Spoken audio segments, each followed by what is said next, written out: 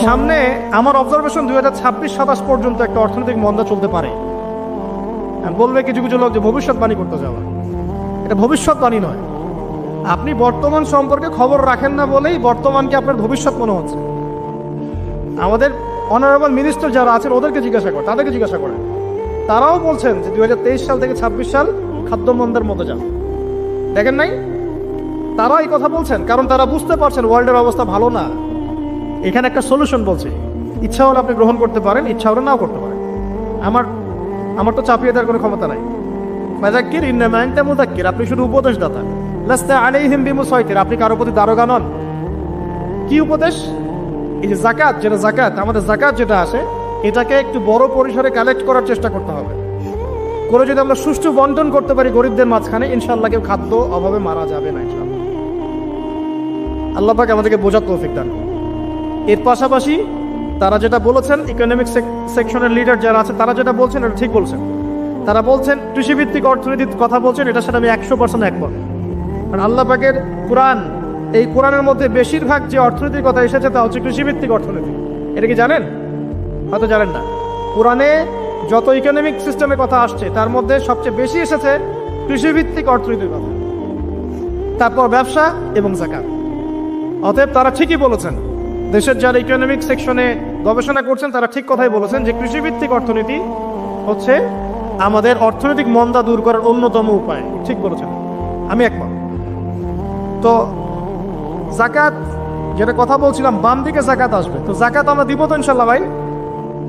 যাদের শোনেন, বাংলাদেশে এমন অনেক শিল্পপতি আছে যাদের একজনের যাকাতের টাকা দিয়ে একটা গ্রাম চলতে পারে। আর যাকাতের টাকা কিন্তু শুধু এক বছরে আসবে না, প্রতি বছরেই ঘুরে ঘুরে আসবে। মনে করেন যে আপনাদের এলাকার মধ্যে অনেক বৃত্তশালী আছেন, আমি দোয়া করি মন থেকে আল্লাহ পাক বৃত্তশালীদের অন্তরটাকে নরম করে দিক এবং উসমান রাদিয়াল্লাহু আনহুর মতো দানশীল করে দিক। আমরা দোয়া করি, আমরা কারো খারাপ চাবো, সবার জন্য হেদায়েতের দোয়া করব। টাকা থাকতে তো সমস্যা নাই, কিন্তু টাকা থেকে যদি উসমান রাদিয়াল্লাহু আনহু হতে না পারলাম তাহলে সমস্যা। টাকা থাকতে কোনো সমস্যা নাই, ধন আপনাকে আল্লাহ দিতেই পারে।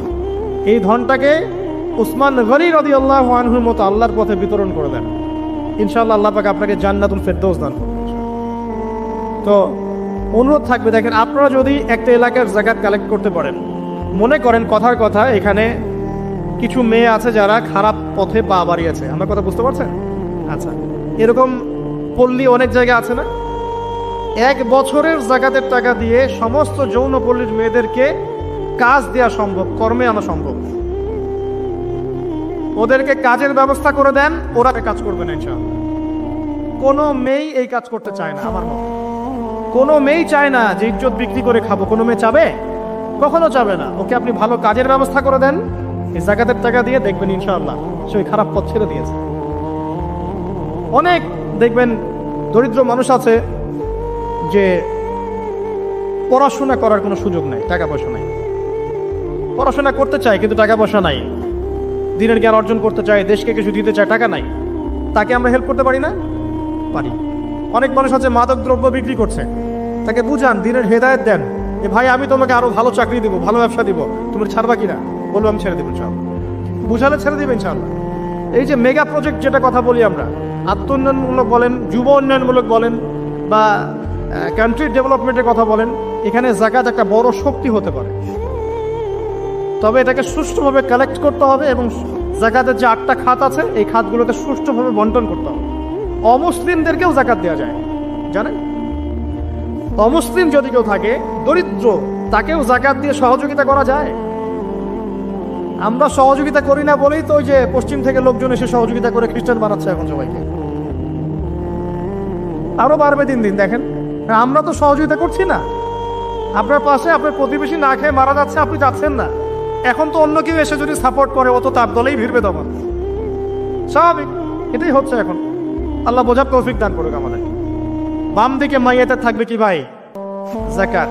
তারপরে পায়ের দিকে চলে আসবে তার আত্মীয়তার সম্পর্ক রক্ষার ইবাদত, তার এই যে অন্যান্য দান সদকা, তার নফল আমল, তার তাসবিহ তাহলিল, তার কোরআন তেলাওয়াত ইত্যাদি পায়ের দিকে চলে আসবে। এখানে একটা হাদিস এসেছে, সূরাতুল মুলক যে ব্যক্তি রাতের বেলা তেলাওয়াত করবে, কোন সূরা ভাই? তাবারাকাল্লাযী বিয়াদিহিল মুলক ওয়া হুয়া আলা কুল্লি শাইইন কাদির। এই সূরা যে ব্যক্তি রাতের বেলা করে তেলাওয়াত করবে ইনশাআল্লাহ সূরা মুলক কবরে তার সাথে থাকবে এবং কবর আযাব থেকে সূরা মুলক তাকে বাঁচাবে ইনশাআল্লাহ। আমি বুঝাচ্ছি যে কি অবস্থাটা হবে। এবার দুজন ফেরেশতা মাথার দিক থেকে আসবেন, আসতে চাইবেন, সালাত বলবে এখান দিয়ে আসা যাবে না, এদিক দিয়ে আসা যাবে না। ডান দিক দিয়ে আসতে চাইবেন, এদিক দিয়ে আসা যাবে না। বাম দিক দিয়ে আসতে চাইবেন, যাকাত বলবে এদিক দিয়ে আসা যাবে না। পায়ের দিক দিয়ে আসতে চাইবেন, আমলগুলো বলবে এদিক দিয়ে আসা যাবে না। তখন যাই হোক তারা আসবেন। এটা কথা কি? এটা কথাটা হচ্ছে যে সালাতের গুরুত্ব, মানে সে সালাত আদায় করেছে, সে আমার হক আদায় করেছে, আমি তার পক্ষে আছি, এটা পক্ষে বোঝাচ্ছে।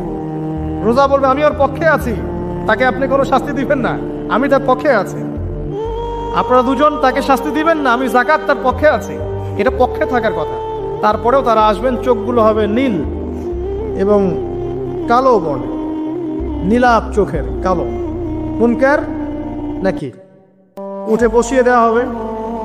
এবার তিনটা প্রশ্ন। প্রথমে প্রশ্ন হচ্ছে কি, মান রব্বুক, তোমার রবকে? তখন মুমিন বান্দা বুক ফুলিয়ে বলবে রব্বি আল্লাহ, আমার রবকে আল্লাহ। পৃথিবীতে যে ব্যক্তি আল্লাহর সাথে শিরিক করে নাই, আল্লাহ তাওহীদের উপর থেকেছে এবং তার উপরে মৃত্যুবরণ করেছে, ইনশাআল্লাহ সে ব্যক্তি এর উত্তর নির্দ্বিধায় দিতে পারবে ইনশাআল্লাহ।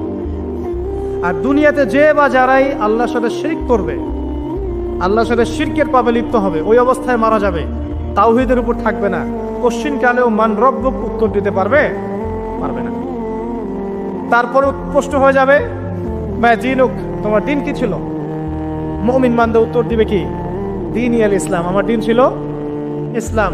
এখানে শুনে রাখেন, পৃথিবীতে যারা ইসলামকে পরিপূর্ণরূপে পালন করবে তারাই এই উত্তর দিতে পারবে ইনশাআল্লাহ। যারা ইসলামকে ঠাট্টা বিদ্রুপের হাসি তামাশার পাত্র বানিয়েছে, মন চাইলে কিছু করি, মন চাইলে কিছু করি না, সহজগুলো একটু আমল করি, বাকি কিছুর আমল ধারি না, হ্যাঁ নামাজ পড়ি, সুদ ছাড়তে পারি না, ঠিক আছে, বছর বছর ওমরা করি, এদিকে ঘুষ দুর্নীতি ছাড়তে পারি না, ইসলামকে ঠাট্টা তামাশার পাত্র বানিয়েছে, এরা কোশ্চিন কালে উত্তর দিতে পারবে না মা দিনুক, দিনে পরিপূর্ণরূপে ইসলামে প্রবেশ করতে বলেছেন আল্লাহ রাব্বুল আলামিন। যারা পরিপূর্ণরূপে ইসলামে প্রবেশ করবে এবং ইসলামের প্রতিটা মৌলিক বিধান মেনে চলবে, ইনশাআল্লাহ তারা এর উত্তর দিতে পারবে। এরপরে আসবে তৃতীয় প্রশ্ন। নবী সাল্লাল্লাহু আলাইহি ওয়াসাল্লামকে দেখানো হবে, যখন দেখানো হবে তখন সূর্য যখন ডুবে যায়, যে দৃশ্যটা আমরা দেখতে পারি না, ওই দৃশ্যটা ভেসে উঠবে এবং মুমিন বান্দা অস্থির হয়ে যাবে, বলবে আমাকে ছেড়ে দাও, আমি নামাজ পড়বো। সুবহানাল্লাহ। তার কারণ তার কাছে মনে হবে যে আসরের ওয়াক্ত হয়ে গেছে, আসরের ওয়াক্ত চলে যাচ্ছে, আমাকে নামাজ পড়তে হবে। চিন্তা করেছেন? ওই যে একটা হাদিস আছে না, যে 7 শ্রেণীর মানুষকে আল্লাহ রাব্বুল আলামিন আরশের ছায়া দিবেন। তার মধ্যে এক শ্রেণীর মানুষকে, যার অন্তর মসজিদের সাথে ঝুলে থাকে, তার মন মসজিদের সাথে ঝুলে ছিল, এই সূর্য ডুবে গেল বলে আমাকে ছেড়ে দাও, আমি নামাজ পড়তে যাও। তখন ফেরেশতারা বলবেন তোমাকে নামাজ পড়তে দেয়া হবে, তবে তার আগে তুমি এর উত্তর দাও। কি উত্তর? এই ব্যক্তির দিকে তাকাও। তখন নবী সাল্লাল্লাহু আলাইহি ওয়াসাল্লামকে দেখানো হবে, সাল্লাল্লাহু আলাইহি ওয়াসাল্লাম দরুদ পড়বেন। বলা হবে যে এই ব্যক্তির সম্পর্কে তোমার কি ধারণা? মান হাযা রাজুল বুইসা ফীকুম, এই ব্যক্তি কে, যাকে তোমাদের কাছে পাঠানো হয়েছিল? মুমিন ব্যক্তি নির্দ্বিধায় বলে দিবে যে তিনি হচ্ছেন আমার নবী মুহাম্মদুর রাসূলুল্লাহ সাল্লাল্লাহু আলাইহি ওয়াসাল্লাম। দেখুন, পৃথিবীতে যে বা যারাই নবী সাল্লাল্লাহু আলাইহি ওয়াসাল্লামের সুন্নতের উপর আমল করবে, ইনশাআল্লাহ সে তার উত্তর দিতে পারবে। দুনিয়াতে যারা নবীর সুন্নতের 5 পয়সা পরোয়া করছে না, তার আদর্শের 5 পয়সা দাম দিচ্ছে না, তারা কোশ্চিন কালে উত্তর দিতে পারবে না। নাম হতে পারে আব্দুর রহমান, আব্দুর রহিম, নবীর সুন্নতের ধার ধারে না, তারা উত্তর দিতে পারবে না। নবীর সুন্নতের গুরুত্ব কত গভীর, এটা আমাদেরকে এখান থেকে বুঝতে হবে।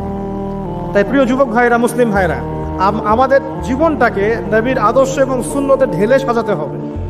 সকাল থেকে সন্ধ্যা পর্যন্ত প্রতিটা কাজ করবো কার তরিকায়? রাসূলের তরিকায়। নামাজ পড়বো তার তরিকায়, রোজা, সিয়াম, হজ, জাকাত, আমল, মুআমালাত, আখলাক সব কার তরিকায়? নবী সাল্লাল্লাহু আলাইহি ওয়াসাল্লামের তরিকা অনুযায়ী ইনশাআল্লাহ। আল্লাহ পাক তৌফিক এনায়েত করুন, আমিন। এবার ফেরেশতা দুজন জিজ্ঞাসা করবেন অবাক হয়ে যে তুমি কিভাবে এটা জানলে, তুমি কিভাবে এই 3টা প্রশ্নের উত্তর দিতে পারলে? কারণ বেশিরভাগ মানুষ তো উত্তর দিতে পারবে না, বেশিরভাগ মানুষই এই উত্তর দিতে পারবে না। কারণ কিয়ামতের মাঠে 1999 জন মানুষ জাহান্নামে যাবে। নাউজুবিল্লাহ। তো এটা কঠিন পরীক্ষা। আল্লাহ রাসূল সাল্লাল্লাহু আলাইহি ওয়াসাল্লাম বলেছেন যে নিশ্চয়ই তোমাদেরকে এখানে পরীক্ষায় ফেলা হবে, আর তোমরা যদি এই পরীক্ষা জেনে তোমাদের মৃতদেরকে দাফন করা থেকে বিরত না থাকতে, তাহলে আমি তোমাদেরকে শুনিয়ে দিতাম কবরে কেমন পরীক্ষা হয়। মানে যদি আমরা শুনতে পারতাম যে কবরে কেমন পরীক্ষা হয়, আমরা ভয়ে আমাদের মৃতদেরকে দাফন পর্যন্ত করতাম না। এটা নবীজি বলছেন সাল্লাল্লাহু আলাইহি ওয়াসাল্লাম। তাকে জিজ্ঞাসা করা হবে যে তুমি কিভাবে জানলে এটা? বেশিরভাগ মানুষ তো পারে না উত্তর দিতে। তখন সেই ব্যক্তি বলে বসবে, সেই ব্যক্তি বলবে যে করাতু কিতাব আল্লাহ, আমি আল্লাহর কিতাব এই কোরআন পড়েছি। মুমিন বলবে আমি আল্লাহর কোরআন পড়েছি, আমানতু বিহি, আমি এর উপর ঈমান এনেছিলাম, ওয়া সাদ্দাকতু, এবং সত্যায়ন করেছিলাম। সুবহানাল্লাহ।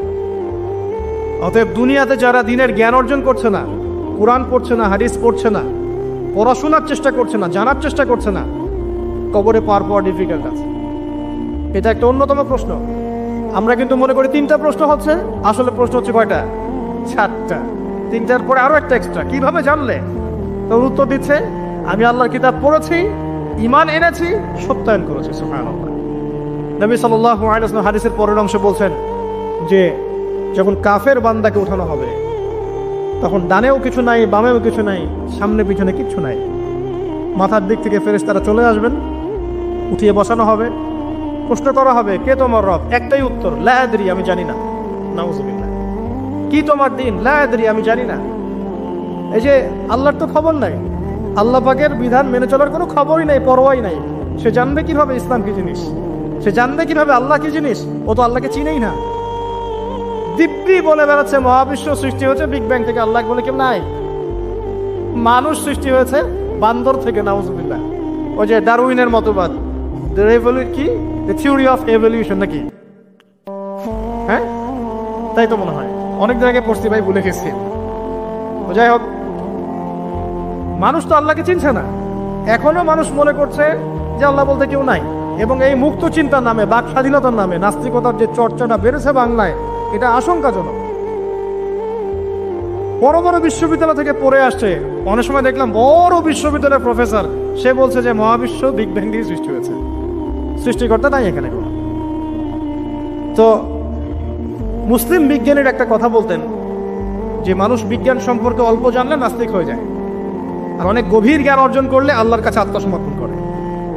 খেয়াল করে দেখবেন, ডক্টর, ইঞ্জিনিয়ার যারা বড় বড় লেভেলে চলে গেছেন, অনেক সিনিয়র, তারা কিন্তু বেশিরভাগ নামাজি দেখবেন, নামাজ পড়ে, দান সদকা করে, সমাজ কল্যাণমূলক কাজ করে। তারা কিন্তু রোগীর সেবা করতে গেলেও বলে যে নামাজ পড়িয়েন, রোজা রাখিয়েন, তারা কিন্তু বলে। অনেক ডক্টর আমি দেখেছি এমন, যারা যত বেশি গবেষণা করে তারা তত বেশি আস্তিক হয়ে যায়, আর টুটাফাটা গবেষণা করলে নাস্তিক হয়ে যাবে। কত প্রশ্ন, ইসলামে এটা কেন, ওইটা কেন, ইসলামে বহুবিবাহ কেন, হ্যাঁ, ইসলামে কি পর্দার বিধান কেন, তারপর ইসলামে এত রেস্ট্রিকশনস, এত বাইন্ডিংস কেন, হ্যাঁ, স্বাধীনতা নাই কেন, কত প্রশ্ন। ইসলামের এগেন্স্টে কত তীর এখন ছোড়া হচ্ছে। তো এই ব্যক্তি কেমন করে উত্তর দিবে যে মাহদিনুক, তোমার দিন কি? আল্লাহর দিকে কত প্রশ্ন ছোড়া হচ্ছে, কত শিরকের পাপ আমরা করছি, অনেক সময় মুসলিম হয়েও শিরকের পাপ করছি। কিভাবে উত্তর দিবে? মান রব্বুক। 3 নাম্বার প্রশ্ন যখন করা হবে, এই ব্যক্তিকে দেখো দেখি, সে বলবে যে আমি জানি না এই ব্যক্তিকে, তবে শুনেছিলাম, মানুষের মুখে শুনেছিলাম, মানুষ যা বলতো আমি তাই বলতাম। মানে সে রাসূল সাল্লাল্লাহু আলাইহি ওয়াসাল্লামের নাম শুনেছিল হয়তো বা, কিন্তু তার সুন্নত বা আদর্শ কখনো মেনে চলে নাই, পারল না। এবার জান্নাতি ব্যক্তি হলে কি হতো?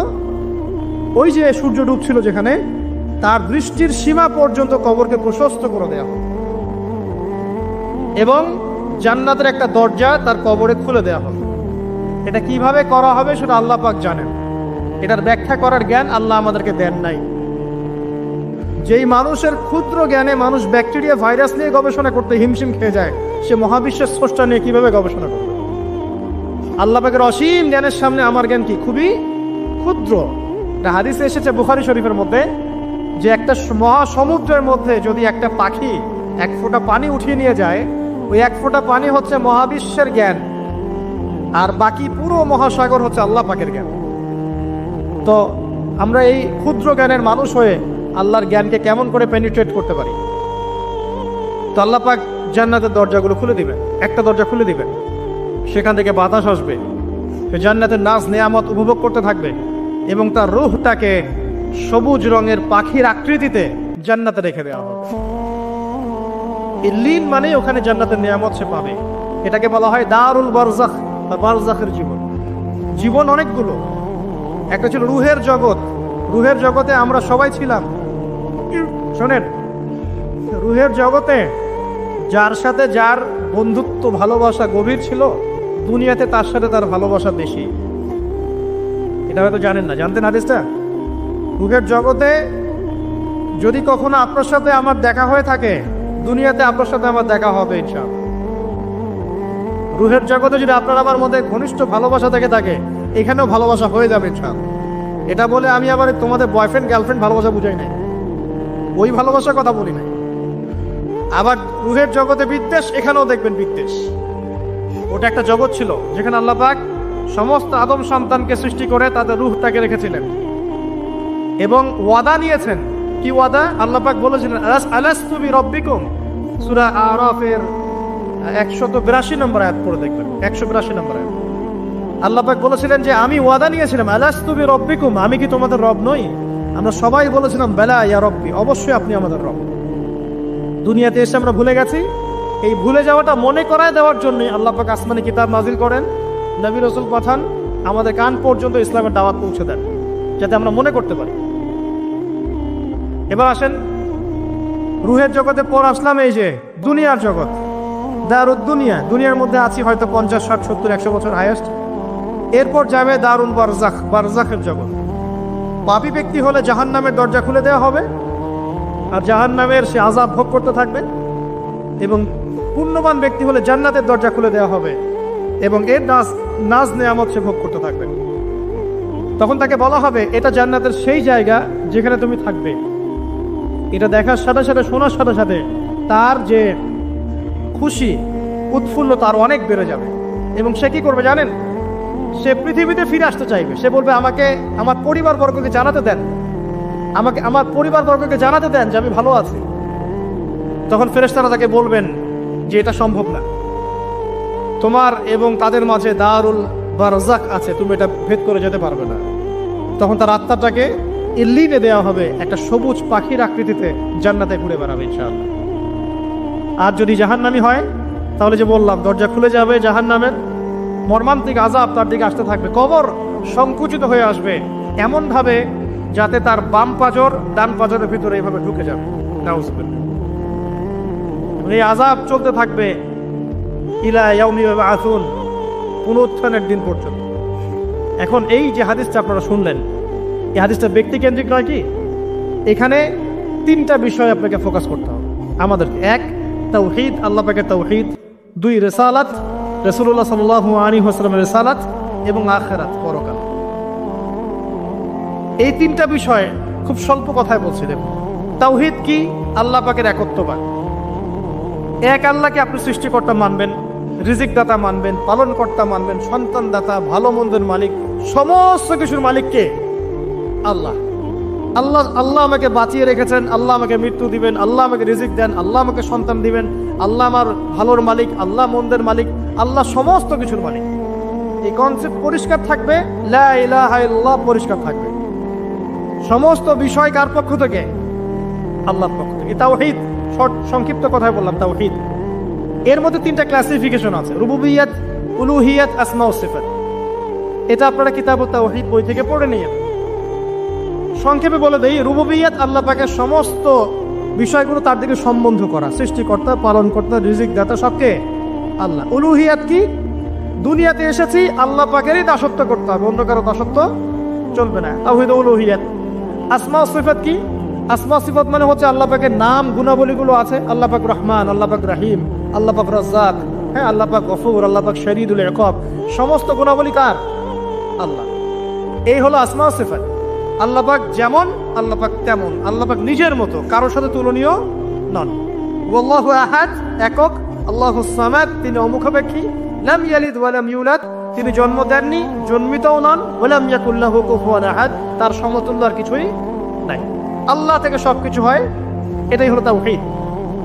এখন এর অপোজিশন কি? শিরক। তাওহীদের বিরুদ্ধে গেলে কি হয়ে যাবে?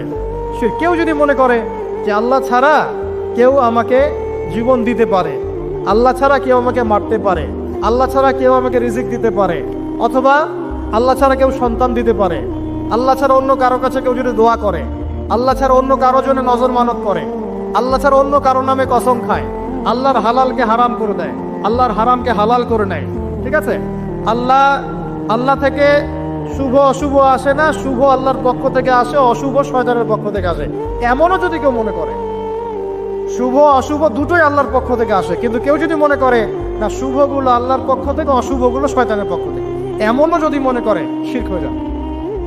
মুসলিমরা চলাফেরায়, মুসলিমরা আল্লাহ ছাড়া অন্য কারো কাছে চাচ্ছে, মুসলিমরা অনেকে কবরে সেজদা করছে, মুসলিমরা অনেকেই মৃত মানুষের কাছে দোয়া করছে, হাতে বালা পরে আছেন, খোলেন না। কেন খোলেন না?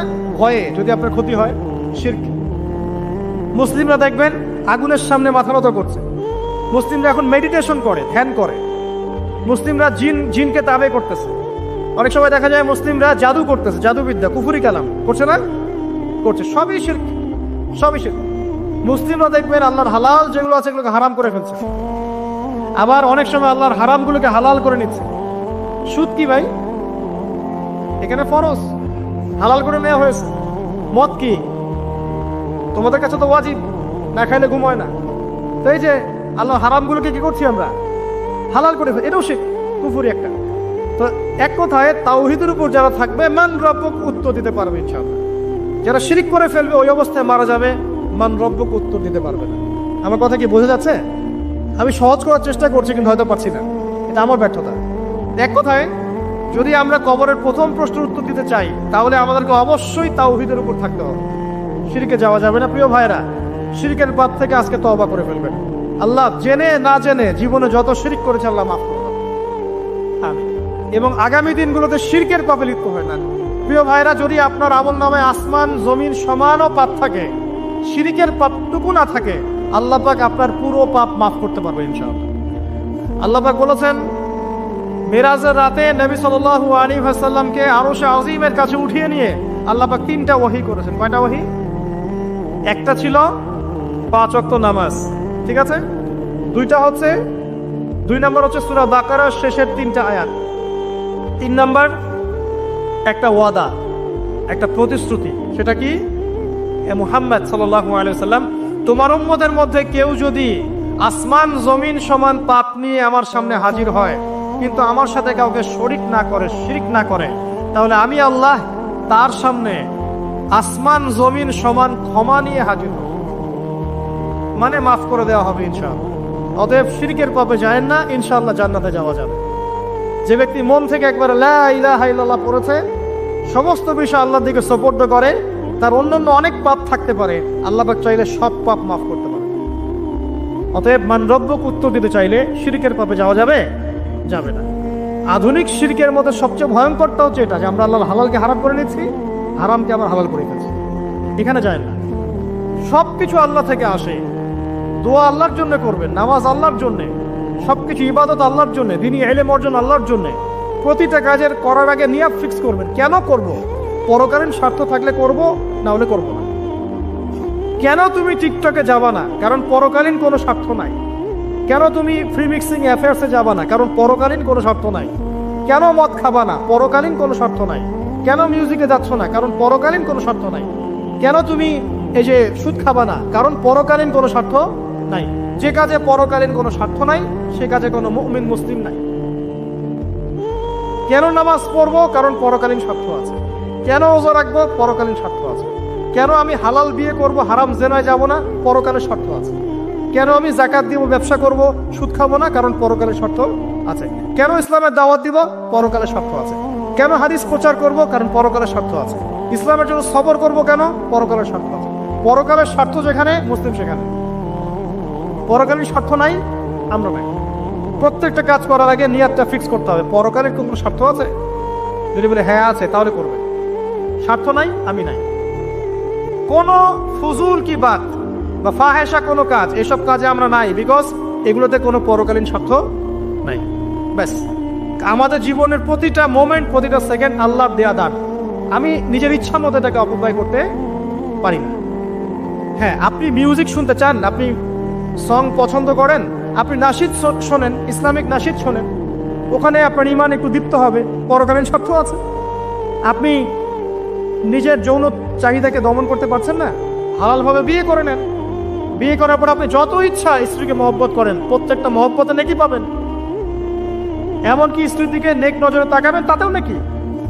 তার মুখে খাবার তুলে দেবেন, তাতেও নাকি। তার হাত ধরে হাঁটবেন, তাতেও নাকি। তাকে নিয়ে রাতে চাঁদ দেখবেন, তাতেও নাকি। আপনি আপনার নিয়তটাকে চেঞ্জ করেন, কাজের ডাইরেকশন চেঞ্জ করেন। পরকালের স্বার্থ থাকলে করবো, না হলে করবো না। আপনি পছন্দ করেন ঘুরে বেড়াতে, আল্লাহর দিনের দায়ী হয়ে ঘুরে বেড়ান না, সমস্যা কি? আল্লাহর জমিন ঘুরে দেখেন, এইসব অবান্তর কাজে লিপ্ত না থাকে আল্লাহ পাকের নিদর্শনগুলো ঘুরে দেখেন, আপনার ইমান বাড়বে ইনশাআল্লাহ। আপনার সংস্কৃতি ভালো লাগে, ইসলামিক সংস্কৃতি মেনে চলেন। আপনি কবিতা লিখতে ভালোবাসেন, ইসলামিক কোনো কবিতা লেখেন। আপনি উপন্যাস পড়তে ভালোবাসেন, ইসলামিক কোনো উপন্যাস পড়েন। আমি বলছি না এগুলোর বাইরে কোনো পড়াশোনা করা যাবে না, এমনটা আমি কিন্তু বলছি না। আমি বলছি আপনি আপনার পুরো কাজটাকে আগে ফিক্স করবেন, পরকালের কোনো স্বার্থ আছে কি নাই। যদি হ্যাঁ দেখা যায় হ্যাঁ পরকালের স্বার্থ ঠিক আছে, অবশ্যই করেন, কোনো সমস্যা নেই। আল্লাহ পাক বোঝার তৌফিক দান করুন। তো দেখুন প্রিয় ভাইরা, শিরকের পাপে যাওয়া যাবে না। এই শিরকের পাপ না থাকলে আমল নামায় ইনশাআল্লাহ আমরা জান্নাতে যাব এবং কবরের উত্তর দিতে পারবো ইনশাআল্লাহ। মান রব্বুক, উত্তর পাস ইনশাআল্লাহ। তারপরে কি? মাদিনু। এক কথায় ইসলামের অনেক বিধিবিধান আছে, নামাজ, কালিমা, সওম, যাকাত, হজ সব আছে। আমর বিল মারুফ, নাহি আনিল মুনকার, পিতামাতার খেদমত, প্রতিবেশীর অধিকার, স্ত্রীর অধিকার, তারপরে সন্তানদের অধিকার, যাকাত, সবকিছু আছে। এখন যদি ইসলামের কিছু অংশকে মেনে নেন, কিছু অংশকে না মানেন, এটা কিন্তু কুফরি। ইসলামের কিছু অংশকে মানছেন, কিছু অংশকে মানছেন না, এটা কিন্তু কুফরি। ইসলামের পরিপূর্ণ বিধানটাকে যদি মেনে চলেন ইনশাআল্লাহু আযজা ওয়া জাল আপনি মাদিনক উত্তর দিতে পারবেন। আপনি আমল করতে পারেন না পারেন, মনে করেন আপনি আমল করতে পারছেন না, কিন্তু আপনি আকীদা পোষণ করছেন যে হ্যাঁ ইসলামে যা আছে আমি সবকিছু মেনে চলি, কিন্তু হয়তো আমল করতে গিয়ে আমি পাচ্ছি না। আমি হয়তো নামাজ 5 ওয়াক্ত পড়তে হয়, আমি জানি, আমি মানি, কিন্তু আমার মাঝে মাঝে মিস হচ্ছে, মাঝে মাঝে আমি জামাত মিস করে ফেলছি। আপনি মানেন যে সওম রাখতে হয়, মাঝে মাঝে আপনার সওম মিস হয়ে যাচ্ছে, কিন্তু আপনি বিশ্বাস করেন যে হ্যাঁ আপনি সওম রাখতে হয়, আপনার আকীদা ঠিক আছে। আসলে বাস্তবতা এমন নয়। যারা কোরআন আমরা টুকটাক পড়তে জানি, তাদের মধ্যে কত পার্সেন্ট কোরআনের অর্থ বোঝে? এই আল্লাহ পাকের কিতাব আমার হাতে আছে, এই কিতাবের অর্থ কতজন বোঝে? এটা একটা চ্যালেঞ্জ। যারা কোরআন পড়তে জানি আমরা, তাদের প্রতি চ্যালেঞ্জ, দেখেন তাদের মধ্যে কত পার্সেন্ট মানুষ কোরআনের অর্থ বলতে পারবে। আর অর্থটা যে জানা জরুরি, এই বিষয়টাও আমরা এখন জনগণকে বোঝাতে ব্যর্থ হচ্ছি। কোরআনের অর্থটা যে বোঝাটা জরুরি, এটা বোঝাতেও ব্যর্থ হচ্ছে। কারণ আমরা সবাই প্রত্যেক হরফে 10 নেকি পেতে চাই। কোরআন তেলাওয়াত করলে প্রত্যেক হরফে 10 নেকি হবে, এই তো। তো এই কনসেপ্ট যখন আমার মাথায় ঢুকে গেছে, আমি ওখানে নিজেকে থামিয়ে দিয়েছি। অর্থ বুঝে গবেষণা করলে এবং কোরআন কেন্দ্রিক জীবন ব্যবস্থা গড়লে যে আরো বেশি নেকি হয়, এটা আমার মাথায় নাই। প্রত্যেক হরফে 10 নেকি তো আপনি পাবেন তেলাওয়াত করলে, কিন্তু অর্থ বুঝে এর ভিতরে ঢুকলে, গবেষণা করলে এর মূল স্বাদটা পাওয়া যায়, এটা আমরা বুঝতে পারছি না। দেখবেন বেশিরভাগ মানুষ কোরআনের অর্থটা জানে না। আবার আমরা যারা টুকটাক ভাঙাচোরা অর্থ জানি, তারা আবার দেখবেন কোরআনের সমস্ত আদেশ মেনে চলতে পারছি না এবং কোরআনের সমস্ত নিষেধও বর্জন করতে পারছি না। সমস্যা কিন্তু এখানেও থেকে গেছে। আবার কোরআনের ব্যাখ্যায় আছে হাদিস। তো এই হাদিসকে কেন্দ্র করে কোনো বিভ্রান্তির সুযোগ ছিল না, কিন্তু এখানেও আমরা বিভিন্ন জাল এবং বানোয়াট হাদিসের উপর আমলও শুরু করেছি। হাদিসের নামে এমন অনেক কিছুই চলছে সমাজে যেগুলোর সাথে হাদিসের কোনো সম্পর্ক নাই। আমি বলতে চাচ্ছি যে হাদিসের নামে আবার সমাজে এমন অনেক আমল চালু আছে যেগুলোর সাথে আবার হাদিসের কোনো সম্পর্ক নেই।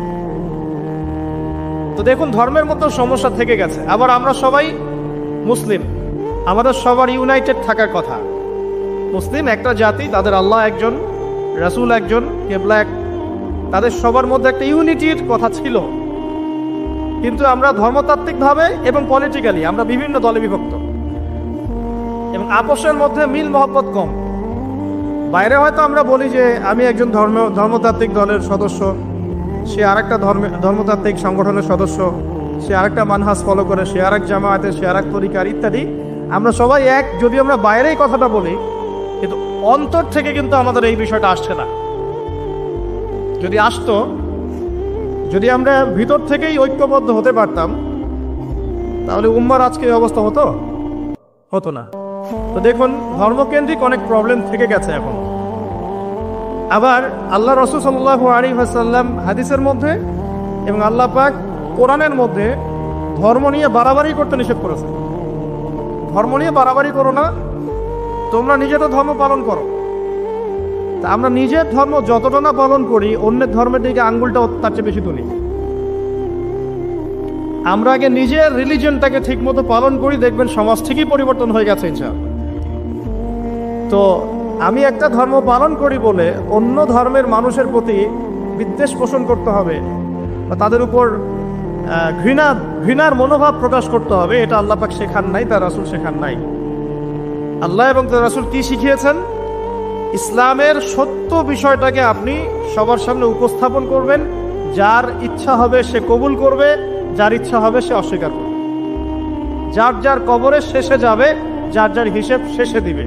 চাপিয়ে দেওয়ার সিস্টেমটা ইসলামের মধ্যে নাই। এখন আসেন, পরিবারের আপনাকে ফেতনা কিছু বললাম। অর্থনীতির জীবনে যাবেন, ব্যবসা বাণিজ্যের মধ্যে যান, দেখেন বেশিরভাগ কালোবাজারি করছে, সিন্ডিকেট করছে, মজুদদার মাপে কম দিচ্ছে, জনগণকে ঠকাচ্ছে, করছে না? ইকোনমিক্যাল ফেতনা। তারপর আপনি আরো দেখবেন ইকোনমিক সেক্টরে রিবা ভর্তি, সুদ। রিবা মানে কি? সুদ, রিবা দিয়ে ভর্তি। ঘুষ ছাড়া কাজ হচ্ছে না, ঠিক আছে? অন্যের সম্পদ আত্মসাৎ না করলে আমাদের পেটের ভাত হজম হচ্ছে না। ওই যে দুর্নীতি বলেন, ঘুষ বলেন, রিবা বা সুদ বলেন, হ্যাঁ, তারপরে কালো বাজারি বলেন, কালো টাকা সাদা করার টেন্ডেন্সি বলেন, পাচার বলেন, সবগুলো অর্থনৈতিক ফিতনা। এগুলো হচ্ছে কি? অর্থনৈতিক ফিতনা। আর বিশ্বের ফিতনা তো পরে, ওটা তো বলার অপেক্ষা রাখে না। মানে বিশ্বের সবচেয়ে বড় ফিতনা ছিল দ্বিতীয় বিশ্বযুদ্ধ। তার আগে একটা হয়েছে প্রথম বিশ্বযুদ্ধ, যেখানে প্রায় কয়েক কোটি মানুষ মারা গেছে। আর সেকেন্ড ওয়ার্ল্ড ওয়ারে আরো বেশি মানুষ মারা গেছে। তো এখন বিশ্বকে ঠেলে দেওয়া হচ্ছে একটা থার্ড ওয়ার্ল্ড ওয়ারের দিকে। মানে যে কোনো সময় একটা তৃতীয় বিশ্বযুদ্ধের আশঙ্কা করছেন এখনকার যারা মিলিটারি অ্যাফেয়ার্স নিয়ে পড়াশোনা করেন, ওয়ার্ল্ড অ্যাফেয়ার্স নিয়ে পড়াশোনা করেন, তারা এগুলো বলতে পারবেন ভালো। বিশ্বকে একটা খাদ্য মন্দার দিকে ঠেলে দেওয়া হচ্ছে, বিশ্বকে একটা দুর্ভিক্ষের দিকে ঠেলে দেওয়া হচ্ছে। এবং মহামারীর মধ্য দিয়ে অলরেডি কিন্তু আমাদের বিভিন্ন দেশের ইকোনমিক অবস্থা ভালো না। তার উপরে খাদ্য সংকট, তার উপরে যে বৈশ্বিক যুদ্ধগুলো, আমদানি রপ্তানি বন্ধ হয়ে যাচ্ছে, তেল গ্যাসের দাম বেড়ে যাচ্ছে, জনগণ হাহাকার করছে। এই পলিটিক্যাল গ্লোবাল অ্যাফেয়ার্সের ফিতনা এগুলো।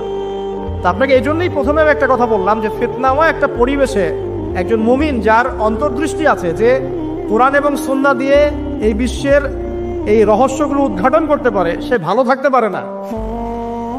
তার মনটা সবসময় কিন্তু মানে ব্যাকুল থাকবে যে কিভাবে এইসব সমস্যা থেকে নিজে উত্তরণের পথ খুঁজতে পারি, আর আমার পরিবারকে বাঁচাতে পারি, আর আমার জনগণকে বাঁচাতে পারি। আর যদি আপনি আত্মকেন্দ্রিক হন, স্বার্থপর হন, তাহলে নিজের চটকে তেল দিবেন, নিজে ভালো থাকলেই বাপের নাম। তো দেখুন, এই জামানার কথাই নবীজি বলছেন সাল্লাল্লাহু আলাইহি ওয়াসাল্লাম, তোমাদের সামনে এমন একটা যুগ আসছে, নবীজি বলছেন জামানা সাবরিন, কঠিন জামানা, যে জামানায় ঈমান নিয়ে চলাটা হবে হাতের মধ্যে আগুন নিয়ে চলার মতো। নবীজি বলছেন ওই সময়ে সাহাবী জিজ্ঞাসা করছেন, ইয়া রাসূলুল্লাহ, আমি ওই সময়ে কি করব? ওই সময় আমি কি করব? আমাকে কি পরামর্শ দিচ্ছেন? নবী সাল্লাল্লাহু আলাইহি ওয়াসাল্লাম বলছেন, হে আমর ইবনে আস, তুমি ওই সময় বাড়িতে অবস্থান করো, বাসায় থাকো, বিনা প্রয়োজনে বাড়ির বাইরে এসো না। ওই সময় তুমি নিজের পাপের জন্য আল্লাহর কাছে ক্রন্দন করতে থাকো, বিনা প্রয়োজনে বাড়ির থেকে বের হয়েও না। আর মানুষের সাথে এত বেশি মেলামেশা করো না, নিজে তোমার আমল তোমার গুনাহ নিয়ে ব্যস্ত থাকো, তোমার পাপের জন্য আল্লাহর কাছে কান্নাকাটি করো, ইনশাল্লাহ তুমি নাজাত পেয়ে যাবে। এটা একটা অপশন, ফিতনাময় পরিবেশে আপনি কিভাবে বাঁচবেন এটা একটা অপশন। আরেকটা হাদিসে কি নবী সাল্লাল্লাহু আলাইহি ওয়াসাল্লাম বলছেন যে যখন এমন ফিতনাময় পরিবেশ আসবে তখন যদি তোমরা এই আমর বিল মারুফ নাহি আনিল মুনকার, সৎ কাজের আদেশ অসৎ কাজের নিষেধ, আমার সুন্নতের উপর অটল থাকতে পারো, তাহলে তোমরা 50 জন শহীদের নেকি পাবে। সাহাবায়ে কেরাম বলছেন, ইয়া রাসূলুল্লাহ আমিনহুম আও মিন্না, তাদের মধ্যে 50 জন নাকি আমাদের মধ্যে 50 জন শহীদ? নবী করিম সাল্লাল্লাহু আলাইহি ওয়াসাল্লাম বলছেন, বাল মিনকুম, বরং তোমাদের মধ্যে 50 জন শহীদ। এটা অপশন নাম্বার 2। এক কি বললাম, আপনি নিজেকে নিয়ে ব্যস্ত থাকেন, বাসায় থাকেন, বিনা প্রয়োজনে বাড়ির থেকে বের হবেন না, মানুষের সাথে কম মেলামেশা করেন এবং নিজের পাপের জন্য আল্লাহর কাছে কান্নাকাটি করেন, নিজের আমল নামা নিয়ে ব্যস্ত থাকেন, ইনশাআল্লাহ নাজাত পাবেন। 2 নাম্বার, যদি আপনার কাছে আরো বেশি যোগ্যতা থাকে এবং আপনি আরো বেশি সাহসী হন এবং আপনি উম্মার দেশের জনগণের কল্যাণ কামনা করেন, তাহলে অন্যদেরকেও এই ফিতনাময় পরিবেশে টিকে থাকার ফর্মুলা বলে দেন। এখানে সবর করেন, আমর বিল মারুফ নাহি আনিল মুনকারের কাজ করেন, আল্লাহ পাক আপনাকে ইনশাআল্লাহ 50 জন শহীদ সাহাবী নেকি দিবেন। আরো অপশন আছে। কি অপশন? ওই যে আসহাবুল কাহফ কি করেছিল, একটা ফিতনাময় পরিবেশ থেকে নিজেরা আস্তে করে সরে গিয়েছে। যখন আপনি পরিবেশকে পরিবর্তন করতে আর পারছেন না, দাওয়াত দিয়েও কোনো কাজ হচ্ছে না, মানুষ কথাও শুনছে না, জুলুম নির্যাতন বাড়তেই আছে, টিকে থাকা মুশকিল, তখন তাদের হিসেবের দায়িত্ব আল্লাহর উপর ছেড়ে দেন, আপনি ওখান থেকে ডিসকানেক্টেড হয়ে যান। এটা একটা অপশন। এই অপশন বেছে নিয়েছিল ইব্রাহিম আলাইহিস সালাম, তার বাবাকে বুঝিয়েছেন, কাজ হয়নি, চলে গেছেন। এই অপশন বেছে নিয়েছিল আসহাবুল কাহফ, সবাইকে বোঝাচ্ছে কাজ হচ্ছে না, তার রাস্তায় করে চলে গিয়ে গুহার মধ্যে রাত কাটানো শুরু করেছে। এমনও হাদিস পড়েছি আমি যে ফিতনাময় পরিবেশে সবচেয়ে সৌভাগ্যবান হবে ওই শ্রেণীর মানুষ যারা দেখা যাবে যে পাহাড়ি কোনো এলাকায় বা দূরবর্তী কোনো জায়গায় বসবাস করছে, যেখানে বৃষ্টিপাত হয়, গরু ছাগল মেষ বকরি এগুলো নিয়ে ওখানে চড়ায়, যখন আজানের সময় হয়, নামাজের ওয়াক্ত হয়, আজান দেয়, নামাজ পড়ে, দুনিয়ার ফিতনা থেকে এরা দূরে আছে, এরা সফল। এমনও হাদিস আছে। হয়তো আপনার কাছে মনে হচ্ছে না এখন ওই যুগ আসে নাই, কিন্তু আমি আপনাকে বলে দেই যে কোরআন এবং সুন্নাহর চোখ দিয়ে যদি আপনি দেখতে শেখেন এবং বর্তমান বিশ্বের প্রেক্ষাপটটা অ্যানালাইসিস করার যোগ্যতা আপনি অর্জন করেন কোরআন সুন্নাহর চোখ দিয়ে, আপনি বুঝতে পারবেন সেই সময় অনেক আগেই চলে এসেছিল। এখন ফিতনা এবং ফাসাদময় এই পরিবেশে আমরা কি করতে পারি, ছোট স্কেলে, বড় স্কেলে না, ছোট স্কেলে। আমি আজকে বড় বিষয় নিয়ে কথা বলতে আসি না, কারণ আমি চিন্তা করলাম যে আসলে প্রথমে যদি ব্যক্তিকেন্দ্রিক বিষয়টা ঠিক না হয়, বড় বিষয় আলোচনা করে কোনো লাভ নাই। আগে ব্যক্তি যদি ঠিক না হয়, বড় বিষয় আলোচনা করে আসলে কোনো লাভ নাই, আপনারা বুঝবেনও না, মাথার উপর দিয়ে চলে যাবে। এখন গ্লোবাল অ্যাফেয়ার্স নিয়ে কথা বলে খুব একটা ফায়দা নাই আপনাদের। এখন ইকোনমিক পুরো এই সুদভিত্তিক সিস্টেম আপনি চেঞ্জ করতে পারবেন না, এবং পুরো যে তাগুতি ব্যবস্থা আপনি চেঞ্জ করতে পারবেন না। আপনি কি করতে পারবেন? আপনি নিজেকে পরিবর্তন করতে পারবেন, আপনার পরিবারকে পরিবর্তন করতে পারবেন। এতটুকু আপনার পক্ষে এখন পর্যন্ত সহজ, ঠিক না? ঠিক কথা। এটা আপনি এখন করতে পারবেন। তো এটার ফর্মুলা কি? ফর্মুলা ঘাটতে গিয়ে আল্লাহ পাক আমার মাথার মধ্যে একটা হাদিস নিয়ে এসে দিলেন। কারণ আমি বিশ্বাস করি যে আপনারা বলছেন মৌলানা আল্লামা, আমি আসলে এমন কিছু নই, এই কথাগুলো আসলে আমার সাথে যায় না। আমি নিতান্তই একজন ছোট মানুষ এবং তালেবে ইলম, জ্ঞানের পথের পথযাত্রী। আর আমি তালেবে ইলম হয়ে থাকতে চাই। আমি মুফতি হই, আমি মুহাদ্দিস, মুফাসসির বা এই যে শব্দগুলো আপনারা বলছেন, এমন কিছুই নয়। বিশ্বাস করবেন না ভাই, আল্লাহ যে আছে ভাই, আল্লাহ পাক সত্যিই আছেন। এই যে আমরা একটা কনফিউশনে থাকি না, আল্লাহকে দেখা যায় না, ফেরেশতাকে দেখা যায় না, আসমানি কিতাবগুলো দেখি নাই, নবীকে দেখি নাই, সত্যি কি আল্লাহ আছে? যখন নাস্তিকরা কিছু উদ্ভট যুক্তি তর্ক উপস্থাপন করে মানুষ কনফিউজড হয়ে যায়, আল্লাহ কি আছে সত্যি সত্যি? সত্যি এরকম বিগ ব্যাং থেকেই নাকি সব সৃষ্টি হয়েছে? মহাবিশ্বের সবকিছু কিভাবে চলছে? বহু মানুষ দিন দিন নাস্তিক হয়ে যাচ্ছে, বড় বড় ডিগ্রি সার্টিফিকেট নিয়ে আসছে, নাস্তিক হয়ে যাচ্ছে, হচ্ছে না? একটা কনফিউশন থ্রো করা হয়েছে। আরে ভাই, আল্লাহ সত্যি আছেন, এরকম জায়গায় যখন যাবেন, দাঁড়াবেন, আপনার আইনাল ইয়াকিন, হাক্কুল ইয়াকিন হয়ে যাবে, হ্যাঁ আল্লাহ সত্যি আছে। যখন দেখবেন জীবনে আপনি হোঁচট খেয়েছেন, আপনি কোনো বিপদে পড়েছেন, কেউ নেই আপনাকে সাহায্য করার, সেজদায় পড়ে কান্নাকাটি করছেন, দেন দেখছেন আপনার সামনে সেই বস্তুটা হাজির, আপনি বুঝতে পারবেন আল্লাহ আছেন, আল্লাহ সত্যি আছেন। মহাবিশ্বের দিকে তাকিয়ে দেখেন, যারা এখানে অ্যাস্ট্রোনমি জানেন বা গণিত পড়েছেন তারা জানবেন, এই যে গ্রহ নক্ষত্রগুলো দেখছেন, এগুলোর পজিশন যদি 1 ফুট বা 1 ইঞ্চি পর্যন্ত সরে যায়, পুরো মহাবিশ্বটা কলাপস করে যাবে। সূক্ষ্ম একটা গাণিতিক তত্ত্ব দিয়ে পুরোটাকে সাজানো হয়েছে। যদি চাঁদ 1 হাত সামনে চলে আসে, পৃথিবীর 1 হাত সামনে, এই পৃথিবী আর চাঁদের এই যে দূরত্ব, এর থেকে যদি 1 হাত সামনে চলে আসে, সূর্য যদি একটু পিছিয়ে যায়, দেখবেন যে পুরো পৃথিবীর বিশাল একটা অংশ এই যে বরফে ঢেকে যাবে, থাকবে না। অল্প একটু, সামান্য একটু সূর্য পিছনে চলে গেলে এই পুরো পৃথিবীর বিশাল একটা অংশ বরফে ঢেকে যাবে, আপনি এখানে থাকতে পারবেন না। আর সূর্য যদি একটু সামনে চলে আসে, পৃথিবীর একটা বড় অংশ মরুভূমি হয়ে যাবে, থাকতে পারবেন না আপনি। এত সূক্ষ্মভাবে কে এটাকে ফাংশন করলো বলেন? এরপরেও মানুষ আল্লাহকে বিশ্বাস করে না। হামজা রাদিয়াল্লাহু আনহু কবরের সামনে দাঁড়াবেন, উহুদের শহীদদের কবরের সামনে দাঁড়াবেন, আপনার নাকের মধ্যে জান্নাতের ঘ্রাণ পাবেন ইনশাআল্লাহ। যারা বিশ্বাস করে ওদেরকে পাঠিয়ে দাঁড় করিয়ে ওকে জিজ্ঞাসা করেন পাও কিনা। আসেন, সে সারা বিশ্বটাকে শাসন করবে, এটা সত্য, তবে এটা চিরস্থায়ী হবে না। কখন শাসন করবে? নবী সাল্লাল্লাহু আলাইহি ওয়াসাল্লামের ভবিষ্যৎবাণীগুলো অনুযায়ী আসন্ন সময়টাতে একটা মালহামা হবে। মালহামাটা কি? মালহামা মানে মহাযুদ্ধ, গ্রেট ওয়ার। এমন যুদ্ধ যে যুদ্ধে অনেকগুলো রাষ্ট্র একত্রিত হয়ে যাবে। প্রায় 80টা ফ্ল্যাগের কথা এসেছে। এখানে ফ্ল্যাগ মানে আমার এস্টিমেট এটা হচ্ছে রাষ্ট্র, কারণ একটা ফ্ল্যাগ একটা রাষ্ট্রের প্রতীক বহন করবে। কিভাবে হবে? ওই ইরাকের ফোরাত নদীকে কেন্দ্র করে, এর ব্ল্যাক গোল্ড বা সোনার পাহাড়কে কেন্দ্র করে। তারপর কি? তারপরে এই যুদ্ধের শেষের দিকে গিয়ে মুসলিমদের বিজয় হবে ইনশাআল্লাহু আযজা ওয়া জাল্লা, এবং তাদেরকে আল্লাহ পাক একজন নেতা দিবেন। সে নেতার নাম হবে মুহাম্মদ বিন আব্দুল্লাহ। কি নাম হবে? মদিনা থেকে মক্কায় আসবেন। মদিনা থেকে তিনি মক্কায় আসবেন। মক্কায় মাকাম ইব্রাহিম আর এই যে আমাদের কাবা ঘর, এর মাঝখানে তিনি দাঁড়াবেন। তার যারা ফলোয়ার্স থাকবে তারা সেখানে তার হাতে বায়াত নিবে।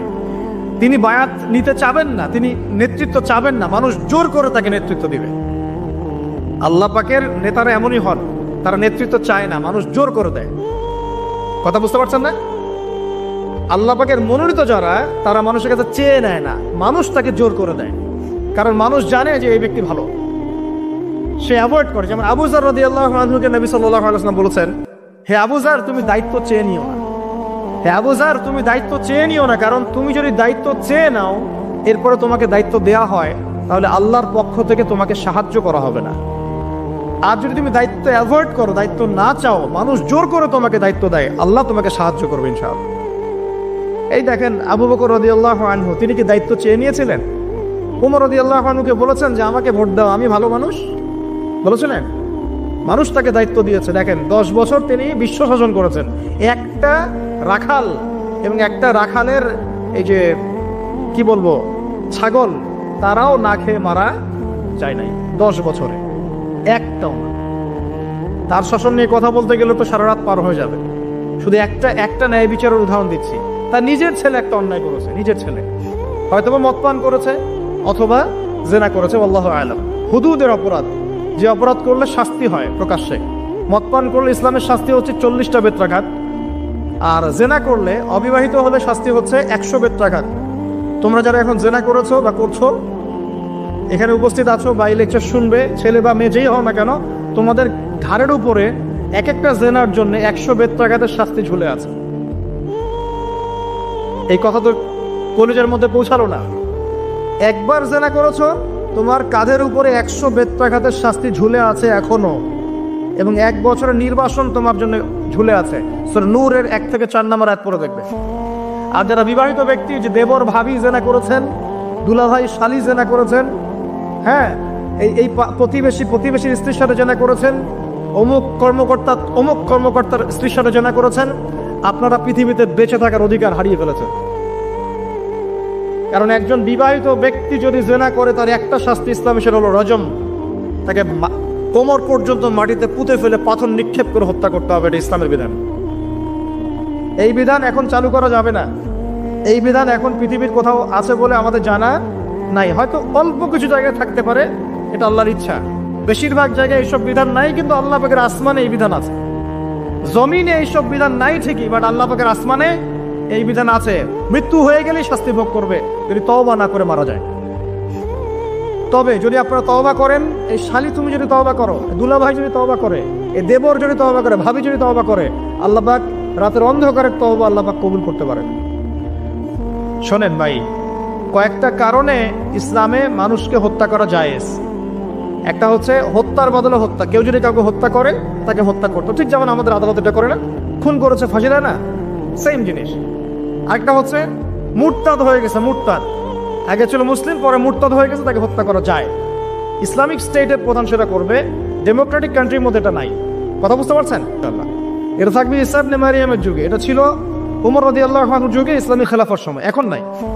আচ্ছা, তবে তাদের বাঁচার সুযোগ আছে, তাদের বেঁচে থাকার সুযোগ আছে। মনে করেন কেউ কাউকে হত্যা করেছে, এসে পরিবারবর্গকে বলছে যে আমার ভুল হয়ে গেছে, আমাকে মাফ করে দেন, আমি আপনার সন্তানকে হত্যা করেছিলাম, আমি মুক্তিপণ রক্তপণ দিতে রাজি আছি। এখন যদি পিতা মাতা বলে ঠিক আছে রক্তপণ দিয়ে দাও, আমরা মাফ করে দিলাম, তাহলে এর বাঁচার অধিকার আছে, বেঁচে থাকতে পারবে। বুঝতে পারছি আমি? অপশন আছে।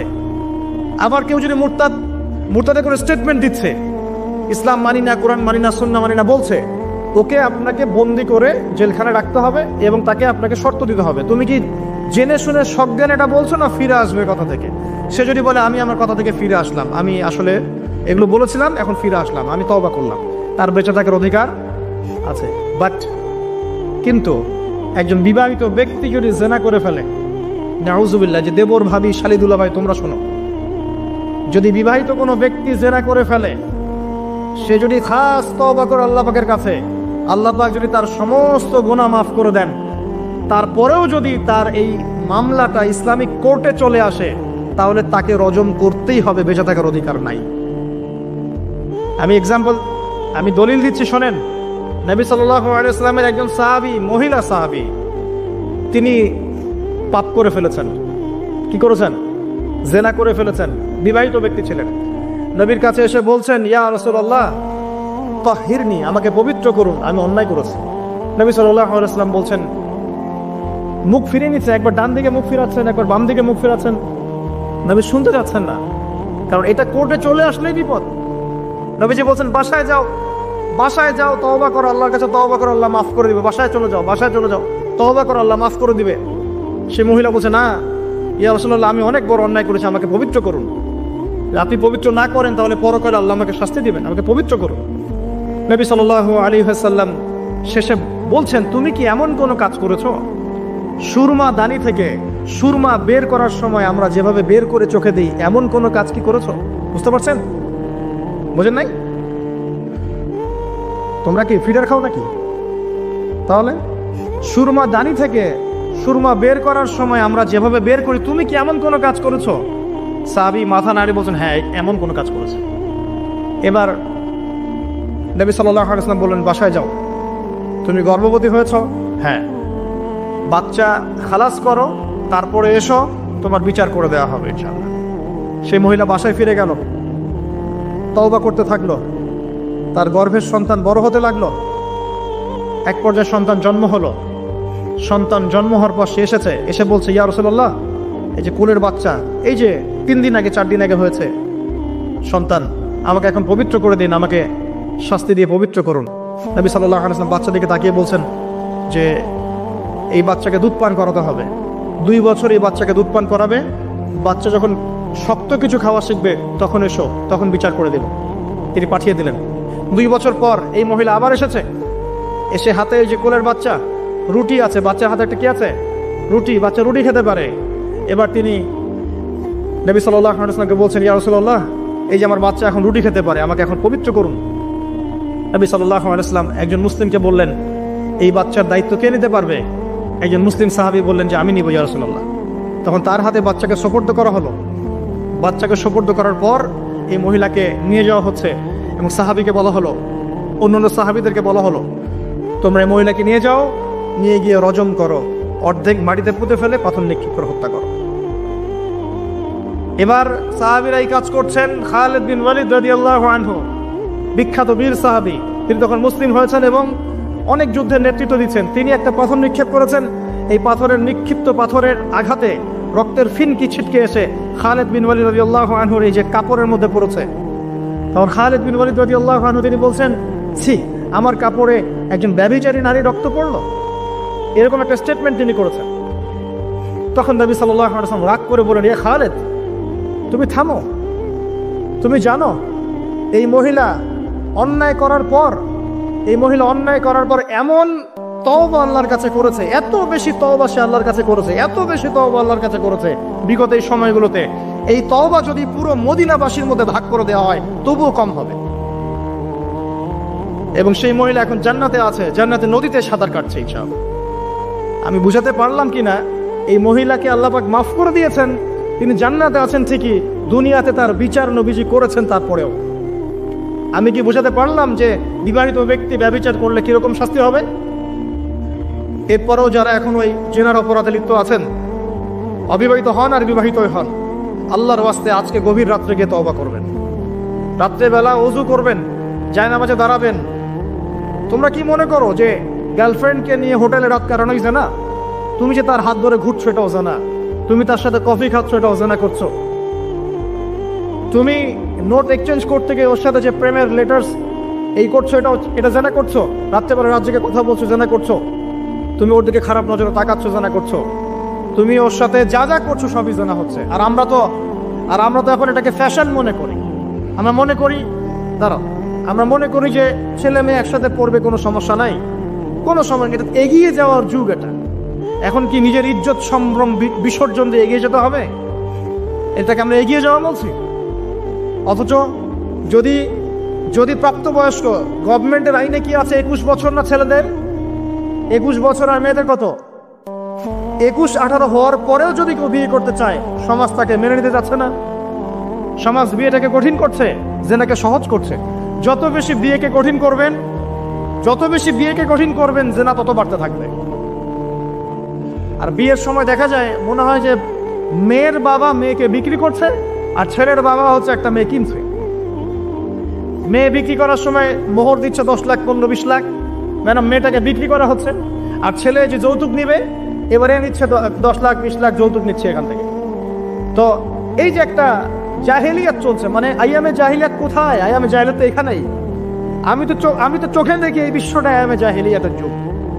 কে বলেছে যে আবু জাহেলের যুগটাই আইয়ামে জাহিলিয়াত ছিল? আইয়ামে জাহিলিয়াতে শিরক ছিল, এখনকার বিশ্বে রন্ধে রন্ধে শিরক আছে। আইয়ামে জাহিলিয়াতের মধ্যে সুদ ছিল, সুদ, এখন সারা বিশ্বে রন্ধে রন্ধে সুদ। আইয়ামে জাহিলিয়াতে মাদক ছিল, মাদক, এখনকার দেখেন এই যে বর্ডার এলাকা, এগুলা দেখবেন বর্ডার এলাকায় মাদক দিয়ে ভর্তি। শুধু এখানকার সমস্যা না, যে কোনো জায়গার বর্ডারেই সমস্যা। মাদক দ্রব্য খাচ্ছে মুসলিমরাই, সে জানে না একবার মাদক দ্রব্য সেবন করলে 40 দিন নামাজ কবুল হয় না। কেউ যদি মাদক দ্রব্য সেবন করে এবং এই অবস্থায় সে মৃত্যুবরণ করে, রাসূলুল্লাহ সাল্লাল্লাহু আলাইহি ওয়াসাল্লাম বলেছেন তাকে আল্লাহ পাক তিনাতুল খাবাল পান করাবে। সাহাবীরা জিজ্ঞাসা করছেন, তিনাতুল খাবাল কি ইয়া রাসূলুল্লাহ? নবীজি বলছেন এটা জাহান্নামীর রক্ত, মাংস, পুজের একটা মিশ্রণ, একটা পানীয়। আমরা কি খেতে চাই? আজকে থেকে তওবা করবেন, কোন রকম মাদক দ্রব্যের সাথে সংশ্লিষ্ট থাকবেন। আল্লাহ পাক হেফাজত করুন, আমিন। আইয়ামে জাহিলিয়াতে মাদক ছিল, এখনো সেটা আছে।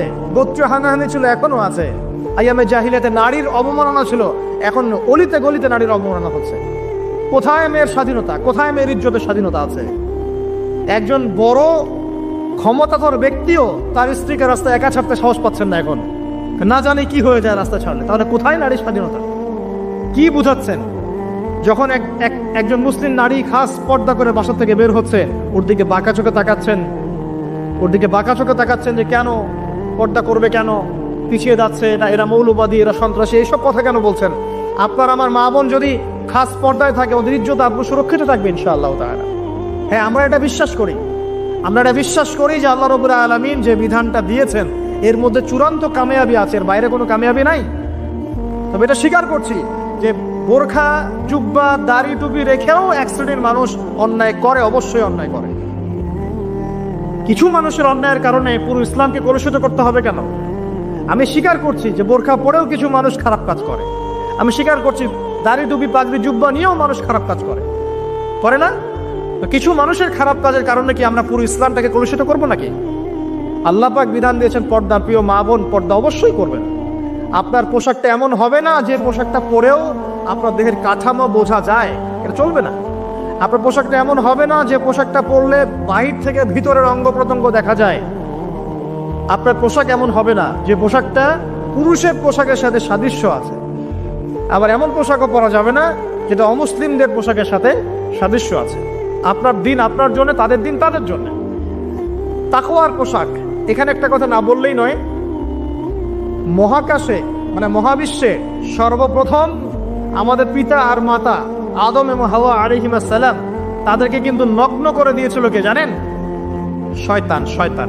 আল্লাহ পাক বলেছেন ওয়ালা তাকরাবা হাযিহিশ শাজারা, তোমরা এই গাছের কাছে যাবে না। যখনই ইবলিস প্ররোচনা দিয়েছে ফালাম্মা যাকাশ শাজারা, যখনই তারা গাছের কাছে গিয়েছেন বাদাত লাহুমা সাওআতিহিমা, তাদের লজ্জাস্থানটা উন্মুক্ত হয়ে গেছে, পোশাক খুলে পড়ে গেছে। আমাদের পিতা মাতাকে মহাবিশ্বে নগ্ন করে দিয়েছে কে? ইবলিস। তাহলে এখন দুনিয়াতে যারা মুসলিমদের গা থেকে কাপড় খুলে ফেলতে যায়, এরা কার এজেন্ট?